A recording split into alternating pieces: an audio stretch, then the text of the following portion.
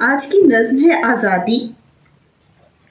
गुलाम महमूद सरहदी की बात करें तो आप हमारे माशरे के बेबाक नकाद हैं और आप माशरे के रवैयों का महज मजाक नहीं उड़ाते बल्कि अपने कमाले फ़न से माशरे के गलत रवैयों को सरेआम बेनकाब कर देते हैं।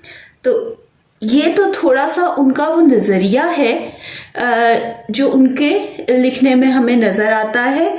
अब बात आ जाती है इस नज़्म आज़ादी की, तो इसके हर शेर में मुख्तलिफ माशरे के रवैयों को के ऊपर तनकीद की गई है। ये एक तरह से तनकीद है माशरे के उन रवैयों पर, उन रुझानात पर जो कि अब हमारे माशरे में मौजूद हैं। दोस्तों, अब ऐश फरमाओ कि तुम आज़ाद हो। तंदुरुस्ती की सी कोई नेमत नहीं ज़माने में, घी समझकर डालडा खाओ कि तुम आज़ाद हो। तो ये जो पहले 4 अशार हैं, इसके अंदर जो एक रवैया आया है कि हम डालडा घी खाते हैं क्योंकि इसकी एडवर्टाइजिंग बहुत हुई, जबकि हमारे आबाओ अजदाद तो देसी घी का इस्तेमाल करते थे तो उनकी सेहत कायम रहती थी, उसके ऊपर तनकीद की है। इससे अगले जो अशार हैं, बेहिजाबी ही है अब फैशन परस्ती में शुमार, ठीक है। और यहाँ तक मौलवी साहब को समझाओ कि तुम आज़ाद हो। पहले शेर में बेहिजाबी का जिक्र है फैशन के नाम पर, जो अब हमारे माशरे में एक रवैया आ गया है। आइली कानून हावी इन पर हो सकता नहीं। आइली कानून कहते हैं शादी ब्याह से मुतल्लिक जो कानून है उसे भी, और अगर हम इसे आइली ज़िंदगी के तौर पर ले तो ख़ानदानी कानून, ठीक है, इसमें उसका जिक्र है। फिर आगे आ जाता है उन लोगों का रवैया जो बाज़ारों और में सुबह शाम फिरते हैं और अपने आबाओ अजदाद के पैसे पर ऐश करते हैं। उससे आगे आ जाता है ज़िक्र सूद खाने वालों और स्मगलिंग करने वालों का, और उसके बाद वो क्या करते हैं कि वो हज पर चले जाते हैं कि हमारी बख्शिश हो जाए। फिर चोर बाज़ारों में जो हुक्काम होते हैं उनको रिश्वत देकर जो चोर पकड़े जाने पर वापस आ जाते हैं, उनका जिक्र है। तो इस तरह माशरे के मुख्तलिफ रवैयों को इन्होंने अपनी इस नज़्म में उन पर कलम उठाया है और तनकीद की है। ये मैंने थोड़ा सा आपको इसका तारुफ इसलिए दिया है ताकि आपको समझने में आसानी हो।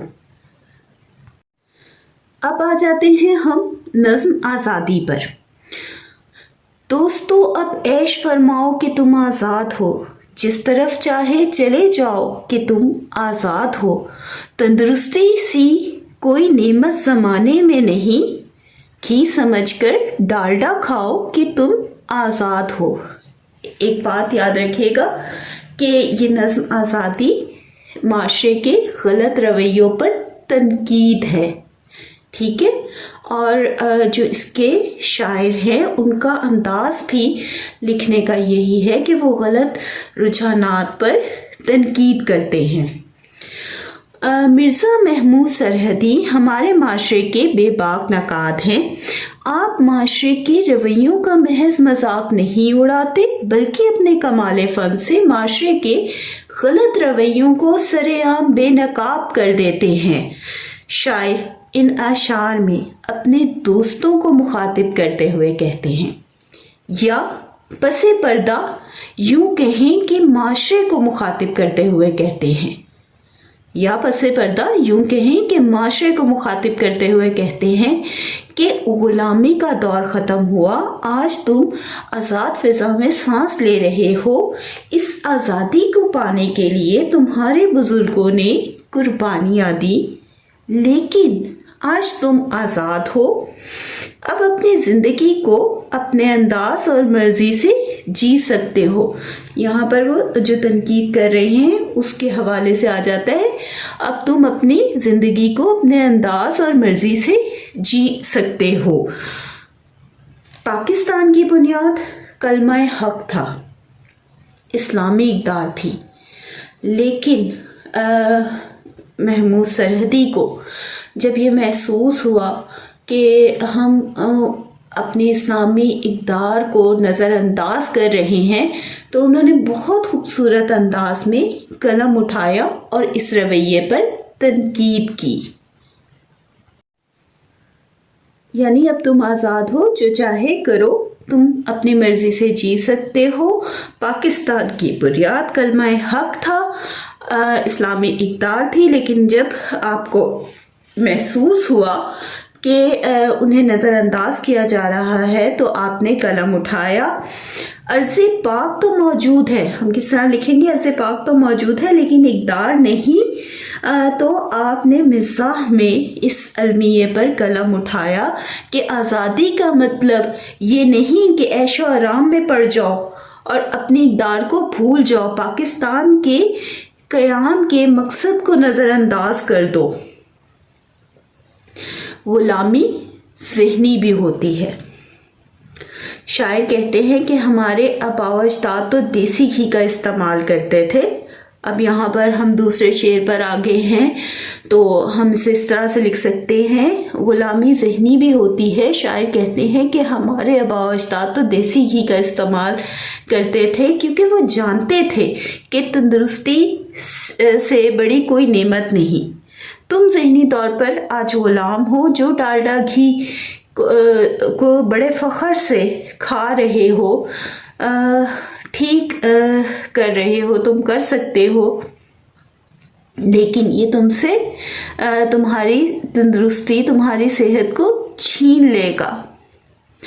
لیکن تم اس ملک میں آزاد ہو، جیسے چاہو جیو، لیکن مغرب سے یہ جو ڈالڈا گھی کا رواج آیا ہے تم سے تمہاری تندرستی کی نعمت چھین لے گا، اور اس سے بڑی کوئی نعمت نہیں۔ یہاں پر ایک طرح سے وہ سمجھا بھی رہے ہیں کہ صحت سے بڑی کوئی نعمت نہیں، صحت انسان کے پاس ہو تو وہ زندگی کے کاموں کو بھی بہتر طریقے سے سر انجام دے سکتا ہے اور معاشرے کی ترقی میں بھی اپنا حصہ لے سکتا ہے۔ تو ایک طرح سے وہ سمجھا بھی رہے ہیں اور تنقید بھی کر رہے ہیں، اور ہمیں ہمارے آباء و اجداد کا جو رہن سہن تھا اس کی طرف بھی اشارہ کر رہے ہیں۔ اب آ جاتے ہیں اگلے شعر پر۔ اس کے اندر بہت جو ہے وسیع موضوع ہے، اس کے اوپر جتنا بولا جائے کم ہے۔ بے حجابی، کیونکہ اسلام ہمیں پردے کا پابند بناتا ہے، اور اس پردے کا مقصد جو ہے ہماری حفاظت کرنا ہے، ہمیں ایک عزت اور مقام دینا ہے۔ ٹھیک ہے، پردہ کبھی بھی ترقی کی راہ میں رکاوٹ نہیں، ہمیں تعلیم حاصل کرنے اور معاشرے کی ترقی میں اپنا کردار ادا کرنے کا مکمل حق حاصل ہے، اور یہ ہمیں دین اسلام نے ہی دیا ہے۔ ٹھیک ہے، اب ہم آ جاتے ہیں اشعار کی طرف۔ بے حجابی ہی ہے اب فیشن پرستی میں شمار، سب کو بے پردہ نظر آؤ کہ تم آزاد ہو، آئلی قانون حاوی ان پہ ہو سکتا نہیں، مولوی صاحب کو سمجھاؤ کہ تم آزاد ہو۔ غلام محمود سرحدی ہمارے معاشرے کے بے باک نقاد ہیں۔ آج معاشرہ جس ذہنی غلامی کا شکار ہے اور اسلامی طرز زندگی کو چھوڑ کر مغربی طرز کو اپنانے لگا ہے، اس رجحان پر تنزیہ اور مزاحیہ تنقید کرتے ہوئے لکھتے ہیں، بے حجابی ہی ہے اب فیشن پرستی میں شمار، یعنی معاشرے کا اب یہی تقاضا ہے۔ بقول اقبال، زمانہ آیا ہے بے حجابی کا، عام دیدار یار ہوگا، سکوت تھا پردہ دار جس کا، وہ راز اب آشکار ہوگا۔ زمانہ آیا ہے بے حجابی کا، عام دیدار یار ہوگا، سکوت تھا پردہ دار جس کا، وہ راز اب آشکار ہوگا۔ جبکہ کسی بھی معاشرے کا رہن سہن، رسم و رواج، لباس دنیا میں اس معاشرے کی پہچان بنتے ہیں۔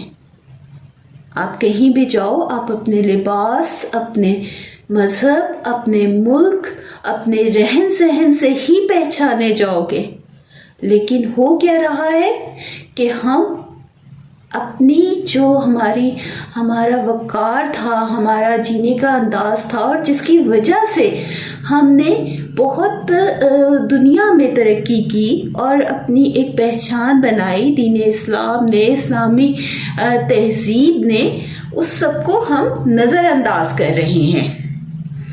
ٹھیک ہے، تو ترقی کی راہ میں پردہ رکاوٹ نہیں. حجاب عورت کو بری نظروں سے بچاتا ہے. یہاں ہم لکھیں گے کسی بھی معاشرے کا رہن سہن، رسم و رواج، لباس دنیا میں اس معاشرے کی پہچان بنتے ہیں. حجاب عورت کو بری نظروں سے بچاتا ہے، ترقی کی راہ میں رکاوٹ نہیں.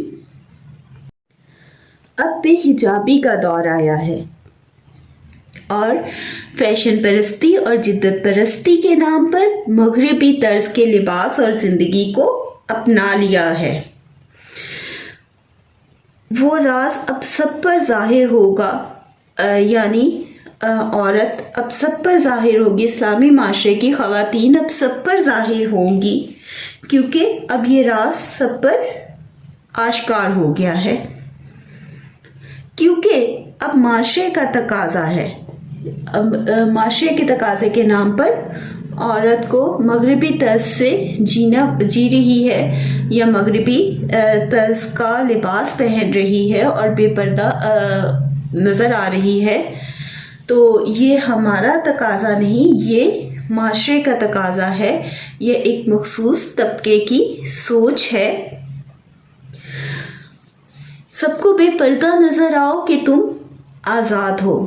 جس طبقے نے بے حجابی کو نظر انداز کیا ہے، اس کا کہنا یہی ہے کہ ہم آزاد ہیں اور ہمیں اپنی مرضی سے جینے کا اختیار ہے. پاکستان کی بنیاد کلمہ حق ہے، اسلامی اقدار ہے، اس لیے معاشرے کا یہ رویہ غلط ہے.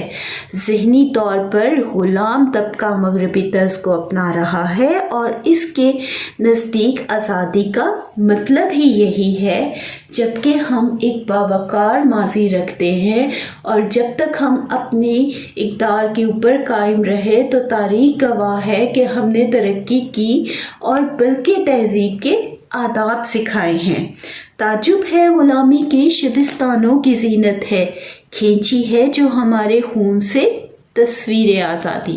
احسان دانش.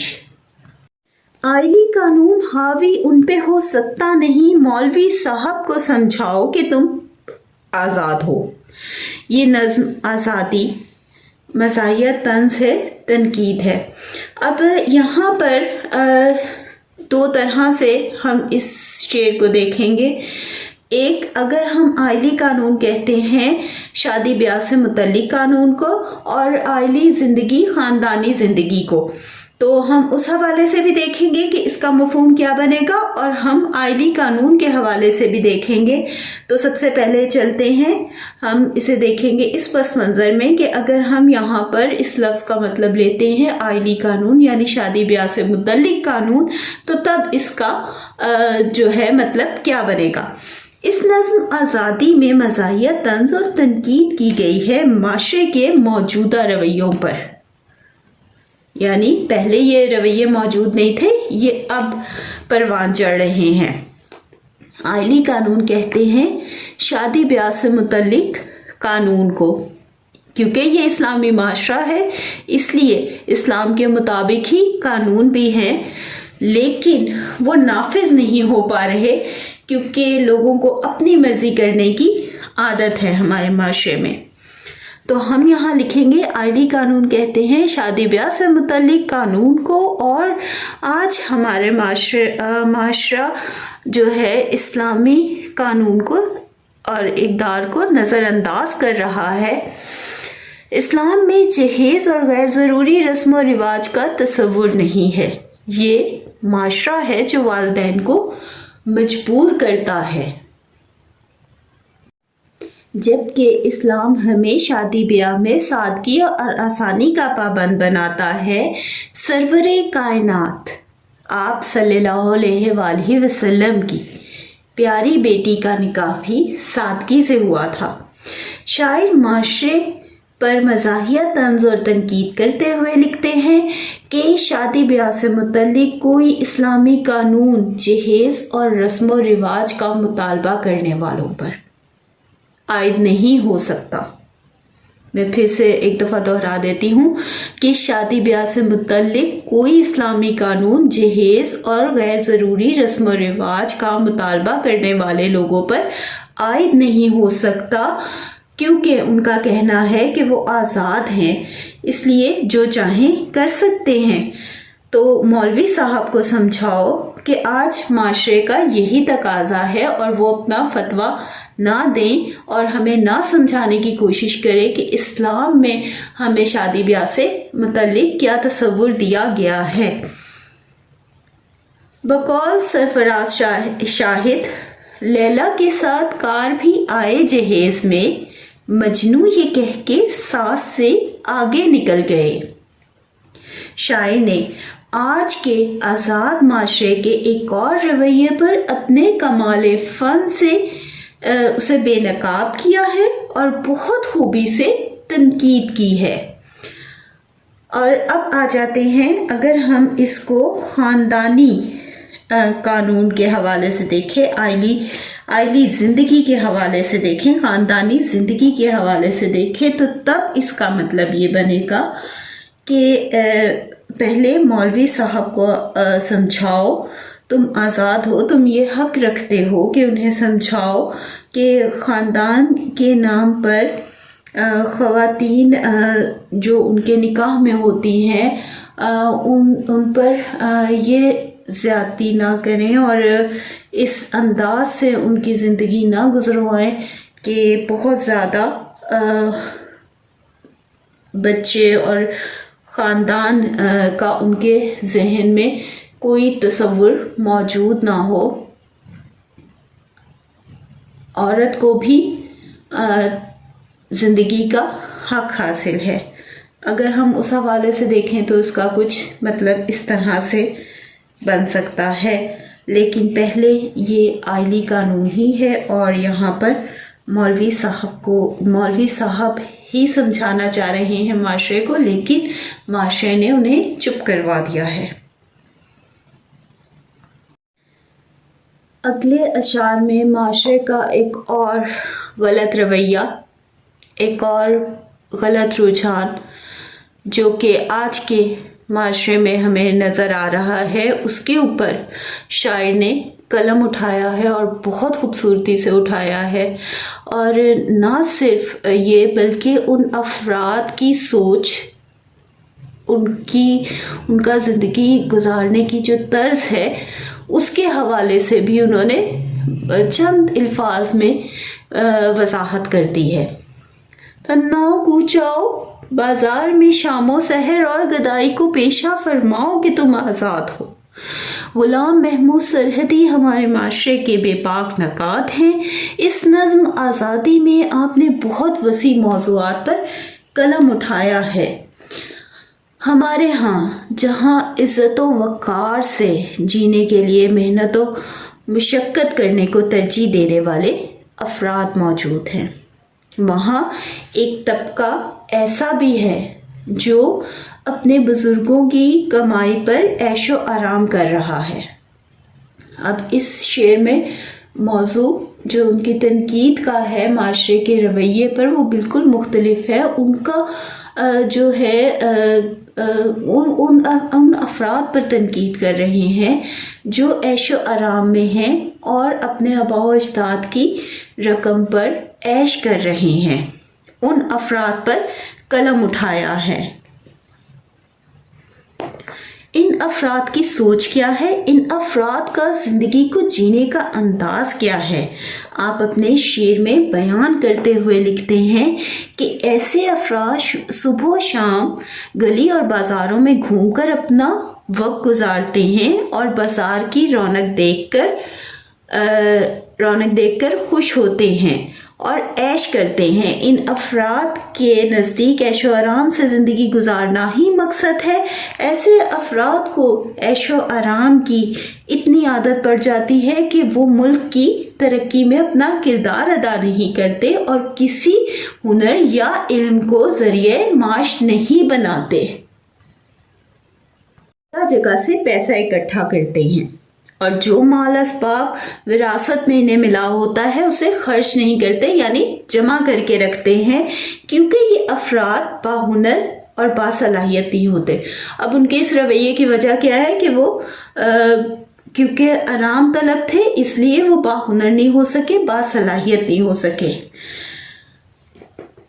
तो ज़रूरत पड़ने पर ये इनका रवैया ये भी होता है कि वो भीख मांगने से भी नहीं शर्माते।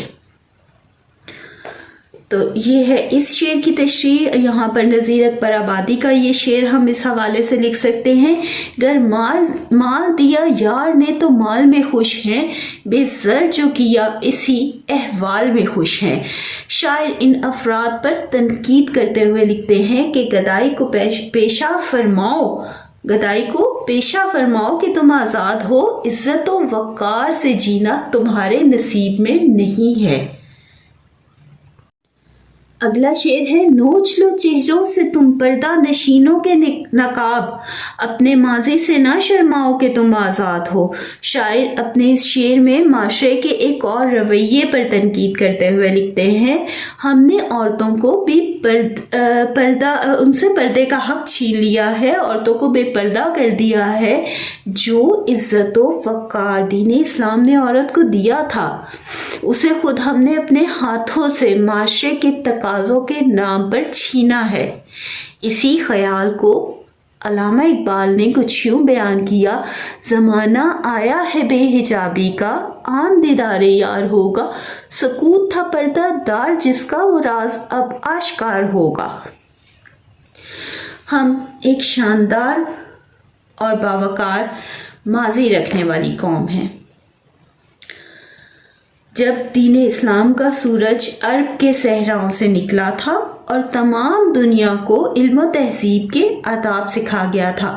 अब यहाँ पर अगर हम तफसील से बात करें तो बात बहुत ज़्यादा तवील हो जाएगी, तो हम इसको मुख्तसर कैसे लिख सकते हैं कि जब दीन इस्लाम का सूरज अरब के सहराओं से निकला था और तमाम दुनिया को इल्म व तहज़ीब के आदाब सिखा गया था, जहाँ बेटियों को ज़िंदा दरगोर किया जाता था वहाँ विरासत में हिस्सा और तालीम का हक दिया गया और एक महज़्ज़ब कौम के तौर पर मुसलमानों ने तारीख़ रकम की। शायर इस शेर में माशरे पर तनकीद करते हुए कहते हैं कि तुम अपने शानदार माजी और इक़दार से ना शर्माओ और जैसे जीना है जियो, क्योंकि तुम आज़ाद हो। अब यहाँ पर मैं एक छोटी सी बात आपसे करना चाहूँगी कि कई बच्चों ने कहा कि लिखा हुआ नज़र नहीं आता। मैं अक्सर जो समझाती हूँ वो इससे ज़्यादा होता है, ये थोड़े से पॉइंट्स होते हैं। तो मैंने पहले भी कहा था, आप अच्छा सुनने वाले बन जाओ। मेरी कोशिश होती है कि मुकम्मल तफसील से समझाऊं। तो जब आप मुझे अच्छी तरह सुन लोगे तो इंशाल्लाह ताला आप अच्छा लिखोगे और आपके नंबर भी अल्लाह करे कि बहुत अच्छे आए और आप बहुत सब बच्चे अच्छी तरह से कामयाबी पाओ। तो यहाँ पर आपका ये मसला खुद ब खुद ही हल हो जाएगा। और कुछ बच्चों ने कहा था कि मैं आगे काम क्यों नहीं कर रही। असल में मैं मार्केटिंग पर काम कर रही हूँ, मेरी अपनी प्रोडक्ट्स भी हैं, उसमें पंजीरी है, हर्बल ऑयल है, तो कुछ उसमें मसरूफ़ थी। आयशा इमरान नाम की एक बच्ची है, थैंक यू सो मच बेटा, आप के मैंने मैसेज देखे थे। तो इंशाल्लाह ताला मेरी पूरी कोशिश होगी। एक और बच्चा भी है, उसका नाम नहीं मेरे जहन में आ रहा, तो वो भी फ़िक्र ना करें। इंशाल्लाह ताला मैं कोशिश करूँगी कि मैं ये सिलेबस जल्द अज जल्द किसी न किसी तरह टाइम निकाल कर मुकम्मल करवा दूँ। तो लेकिन आपने इसे ज़्यादा से ज़्यादा अपने दोस्तों के साथ शेयर करना है, ठीक है, ताकि मेरे भी सब्सक्राइबर पूरे हों, वॉच टाइम कंप्लीट हो और जो है मुझे इससे थोड़ा फ़ायदा हासिल हो सके। अब चलते हैं हम अगले शेर की तरफ। हो सके तो सूद खाओ और स्मगलिंग भी करो, बाद अज़ां हज पे चले जाओ कि तुम आज़ाद हो। मैंने आपको तारुफ में बताया था कि मुख्तलिफ मौज़ूआत पर तनकीद की है। تو یہ والا جو شعر ہے یہ اسمگلنگ اور سود کے حوالے سے ہے، کیونکہ یہ دونوں کام ایسے ہیں جو معاشرے کو تباہ کرتے ہیں اور انسانی زندگیوں پر برا اثر ڈالتے ہیں۔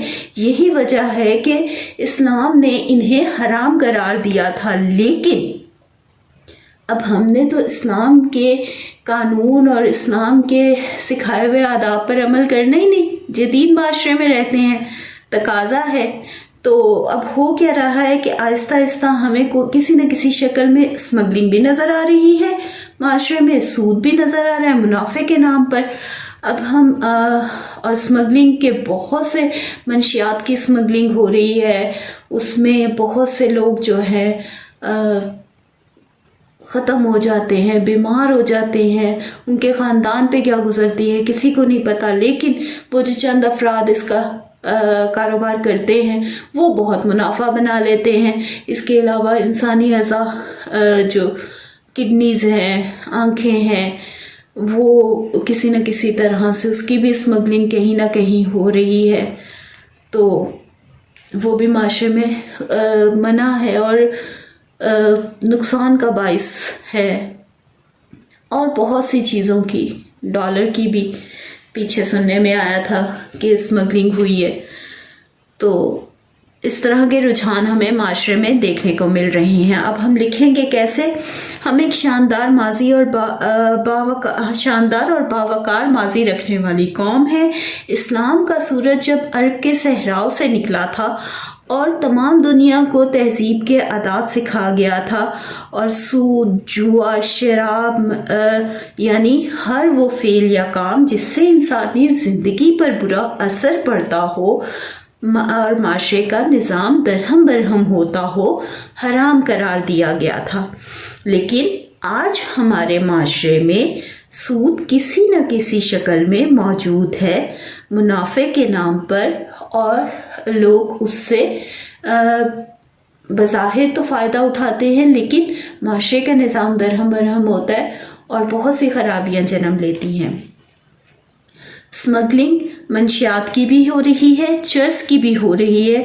اسمگلنگ چاہے وہ شراب یا منشیات کی ہو یا انسانی اعضاء کی، کہیں نہ کہیں کسی نہ کسی شکل میں موجود ہے اور انسانی زندگیوں کو تباہ کر رہی ہے۔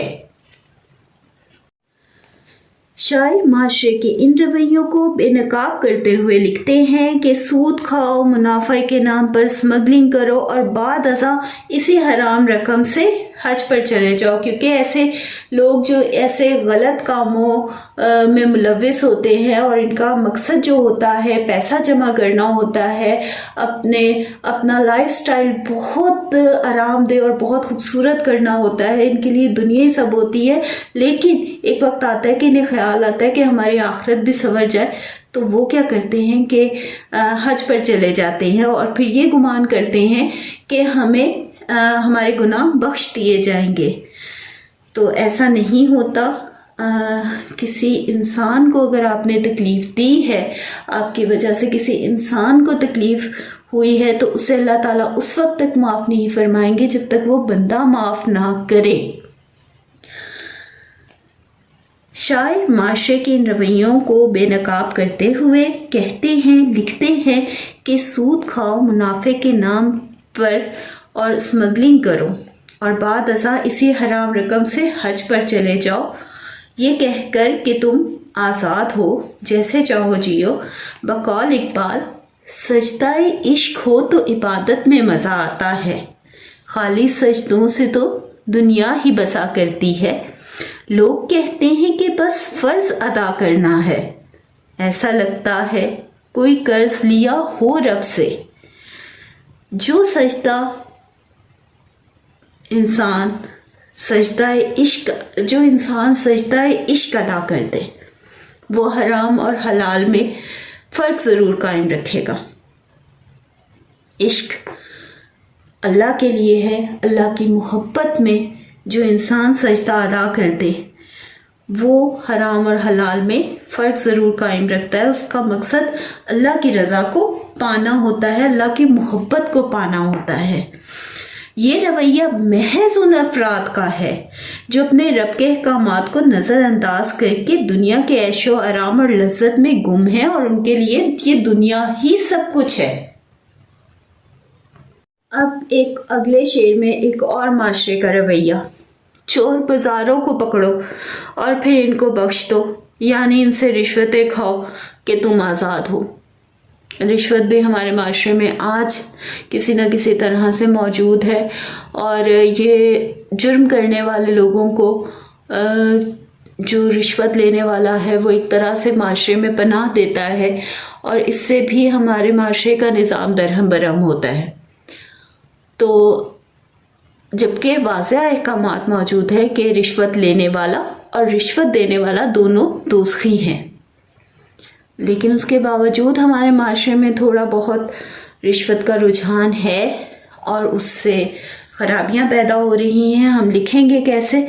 رشوت سے متعلق بھی اسلام میں مکمل احکامات موجود ہیں، کیونکہ رشوت سے حقدار کو انصاف نہیں ملتا، لیکن آج معاشرے میں رشوت کسی نہ کسی طرح سے موجود ہے۔ شاعر معاشرے کے اس رویے پر کہتے ہیں کہ چور بازاروں میں چوری کا مال فروخت کرنے والے جب پکڑے جاتے ہیں تو رشوت دے کر آزاد ہو جاتے ہیں، کہ چور بازاروں میں جب چوری کا مال فروخت کرنے والے پکڑے جاتے ہیں تو رشوت دے کر آزاد ہو جاتے ہیں۔ جو حکام انہیں پکڑتے ہیں وہ ان سے رشوت لیتے ہیں اور آزاد کر دیتے ہیں، اور یوں چور اور حرام کام کرنے والوں کو رشوت کی وجہ سے معاشرے میں پناہ ملتی ہے، اور رشوت لینے والوں کو بھی احساس نہیں ہوتا کہ رشوت لینا اور دینا دونوں اسلام میں حرام ہے، غرض کہ آج ہمارا معاشرہ اسلام کے احکامات کو نظر انداز کر رہا ہے، اور یہ نظم آزادی انہی رویوں پر تنقید ہے۔ بقول اقبال: کتنی عجیب ہے گناہوں کی جستجو اقبال، نماز بھی جلدی میں پڑھتے ہیں پھر سے گناہ کرنے کے لیے۔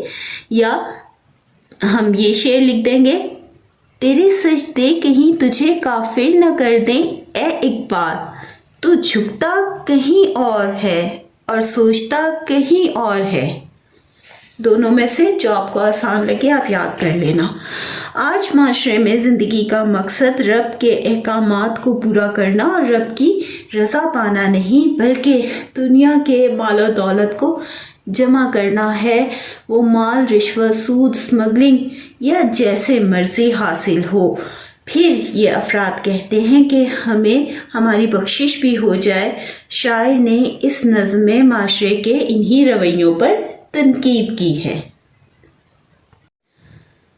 اگلا شعر ہے: پہلا مصرع اتفاقاً بحر میں پڑھنے کے بعد دوسرا بے بحر پڑھ جاؤ کہ تم آزاد ہو۔ اس شعر میں شاعر جو ہے شعراء حضرات پر مزاحیہ طنز کرتے ہوئے لکھتے ہیں کہ شاعری میں بحر اور تسلسل کا ہونا ضروری ہے۔ پہلا مصرع اتفاقاً بحر میں پڑھ کر دوسرا مصرع بے بحر پڑھتے جاؤ کہ تم آزاد ہو، یعنی جو مرضی کرو۔ تمہیں لگتا ہے کہ دیکھنے والے کی نظر تمہیں نہیں دیکھ رہی کہ تم نے کیا غلطی کی ہے، لیکن ایسا نہیں ہے۔ پہلا مصرع تو بحر میں ادا کیا گیا، لیکن آگے تسلسل کو قائم نہیں رکھا گیا۔ لیکن جیسے مرضی کرو تم آزاد ہو، اور پھر یہ بھی گمان کرو، وہ طنز کرتے ہوئے کہتے ہیں، اور پھر یہ بھی گمان کرو کہ تمہیں کمال کا شاعر مانا جائے اور تمہارے اشعار اور شاعری کو بہت اچھا سمجھا جائے، اچھا جانا جائے۔ تم یہ بھی گمان کرو، ٹھیک ہے تم کر سکتے ہو کیونکہ تم آزاد ہو، لیکن شاعری کے کچھ قواعد و ضوابط ہیں جس کی پابندی لازمی ہے، اور اسی سے ایک اچھی جو ہے شاعری سامنے آتی ہے۔ تو یہ تھی آج کی نظم آزادی، جو ہمیں اس کے موضوع کو دیکھ کر لگتا ہے کہ یہ آزادی سے متعلق ہوگی، نہیں، یہ معاشرے کے رویوں سے متعلق ہے، اور ہر شعر کا مطلب دوسرے سے بہت فرق ہے، اور ایک بہت وسیع موضوع ہر شعر کے اندر موجود ہے۔ تھوڑا سا سمجھ کر کرنا بچوں. میں نے کوشش کی ہے کہ میں بہت تفصیل سے بتاؤں، اور پھر وہی بات لکھے ہوئے کی طرف نہ جانا. اس کو غور سے سنو، غور سے سمجھنے کی کوشش کرو، پھر انشاءاللہ تعالیٰ اچھا لکھ سکو گے